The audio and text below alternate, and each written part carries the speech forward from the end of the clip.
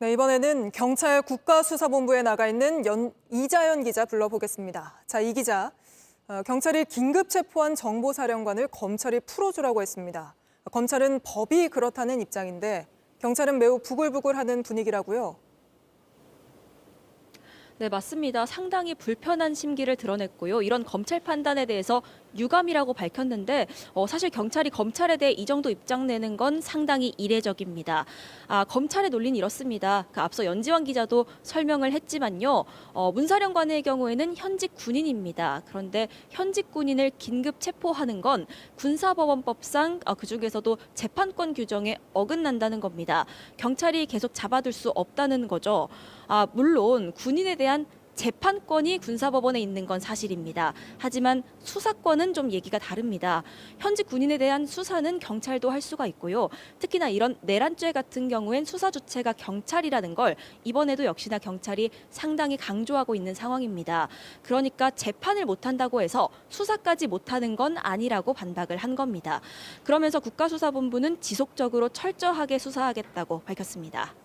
네, 그리고 국무회의에 들어갔던 그 국무위원들에 대한 조사는 지금 경찰이 계속 하고 있는 거죠? 네, 맞습니다. 오늘 오후 2시에도 이상민 전 행정안전부 장관이 출석해서 조사를 받고 있습니다. 피의자 신분이고요. 그 계엄 선포 당시에 여기에 동조한 혐의를 받고 있습니다.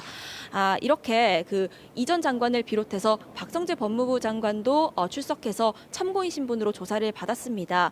당시에 국무회의에서 윤석열 대통령을 직접 대면한 국무위원 모두 11명인데요. 경찰이 차례로 불러들여서 조사하고 있고 지금까지 모두 8명이 출석을 한 상태입니다. 이 국무위원들은 앞서 국회에서요. 당시에 국무회의가 불과 2, 3분밖에 지속이 안 됐다. 그러니까 회의라고 할 수가 없다. 또 여기에 대해서 찬성 입장을 표한 사람은 없었다고 기억을 한다. 이런 얘기들을 한 바가 있습니다. 경찰도 이런 절차적인 문제를 좀 집중적으로 들여다보고 있습니다.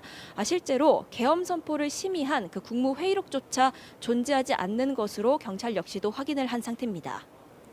그런데 한덕수 총리 같은 경우에는 현재 대통령 권한대행이잖아요. 조사에 어려움은 없을까요?